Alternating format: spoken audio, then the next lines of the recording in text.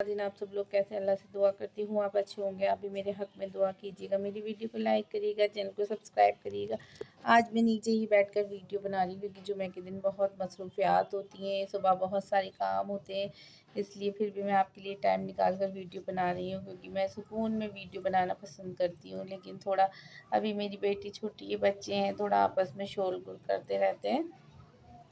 So please आप लोग मुझे सपोर्ट करिए बहुत सारा। तो मैं एक अलग से अपने वीडियोस के लिए रूम बनाऊंगी, उसमें ही अपनी वीडियोस डाला करूँगी, बैठकर बनाया करूँगी, डाला करूँगी। इसलिए सो प्लीज़ मैं चाहती हूँ मैं अल्लाह के काम में बहुत आगे तक जाऊँ, इसलिए मुझे अल्लाह की सपोर्ट की ज़रूरत है और आप लोगों की सपोर्ट की ज़रूरत है। सो प्लीज़ आप लोग मेरे लिए दुआ करिएगा और मुझे कमेंट्स करिए मेरी वीडियोस आपको कैसी लगती है। चलिए मैं आज आपको आप सल्लल्लाहु अलैहि वसल्लम की बहुत खूबसूरत सी हदीस सुनाती हूँ।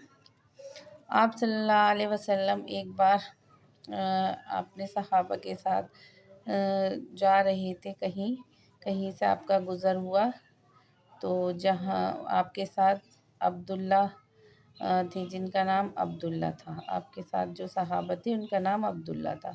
तो आप सल्लल्लाहु अलैहि वसल्लम के जब आप चल रहे थे तो वहाँ पर कुछ खजूरें ज़मीन पर पड़ी हुई थी जहाँ से आपका गुज़र हो रहा था।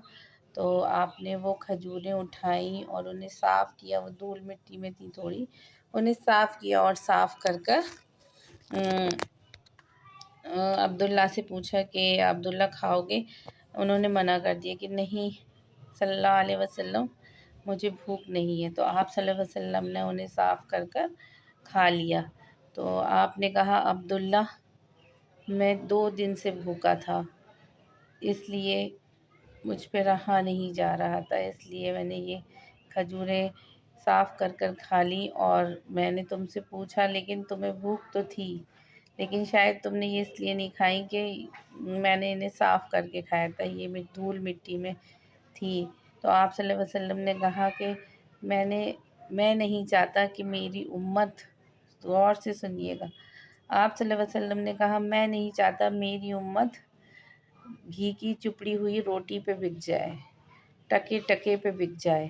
लेकिन देखिए आज क्या है, आज क्या आलम है, आज तो हर इंसान बिकाऊ है, हर इंसान बिक चुका है। आप सल्लल्लाहु अलैहि वसल्लम, क्या आप मेरे रसूल पाक सल्लल्लाहु अलैहि वसल्लम के लिए खाना नहीं होता? ऐसा नहीं है। आप सल्लल्लाहु अलैहि वसल्लम के लिए तो जन्नत की हूरें खाना लेकर आती, जो चीज़ वो अल्लाह से जिस चीज़ की फरमाइश करते हैं, अल्लाह ताला उन्हें फरमाइश से पहले ही वो चीज़, अल्लाह ताला आपके दिल का हाल जानता था, सब जानता था। अल्लाह ताला तो आपसे बहुत मोहब्बत करता था, इसलिए अल्लाह ताला चाहता तो आपकी दिल की ख्वाहिश से पहले ही वो चीज़ आपके पास आ जाती। लेकिन सिर्फ़ आप सल्लल्लाहु अलैहि वसल्लम ने जो भी तकलीफ़ें उठाई, जो भी परेशानियाँ उठाई, इतनी तकलीफ़, जब मैंने आप सल्लल्लाहु अलैहि वसल्लम की सीरत अल मुस्तफ़ा पढ़ी, आप लोग भी ज़रूर पढ़िएगा, उसमें मैंने जब मतलब मुझे मालूम हुआ, उसमें जो लिखा है, आधा मतलब उस टाइम का हाल जो लिखा है वो लिखा है, लेकिन जो गुज़री होगी आप सल्लल्लाहु अलैहि वसल्लम के ऊपर, तो शायद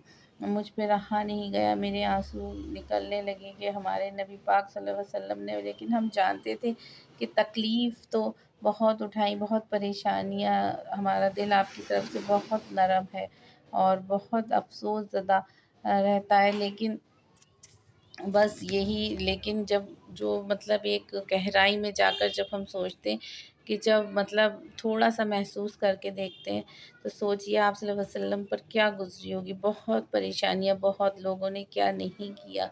आप सल्लल्लाहु अलैहि वसल्लम को मारने के लिए आपको मतलब वो ज़िंदा सलामत नहीं देखना चाहते थे। जो दुश्मन थे, जो कुफ़ार थे, काफ़िर थे, वो ज़िंदा सलामत नहीं देखना चाहते थे। तो सोचिए आप सल्लल्लाहु अलैहि वसल्लम ने ये सब किसके लिए किया? अपनी उम्मत के लिए। और उम्मत आज क्या कर रही है, क्या-क्या नहीं कर रही, मैं क्या-क्या बताऊँ आपको, आप सब जानते हैं, सब जानने वाले।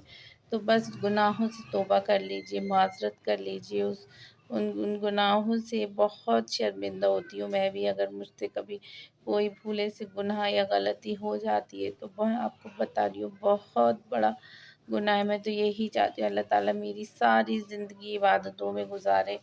अल्लाह ताला बस मैं आप सल्लल्लाहु अलैहि वसल्लम के रोज़े का दीदार करना चाहती हूँ, यही दुआ मांगती हूँ हर पल। अल्लाह ताला मेरे नसीब में भी अल्लाह ताला ہم سب کے نصیب میں اللہ تعالیٰ آپ صلی اللہ علیہ وسلم کے روزے کا دیدار نصیب عطا فرمائے، گنبد خضرا کا دیدار نصیب عطا فرمائے۔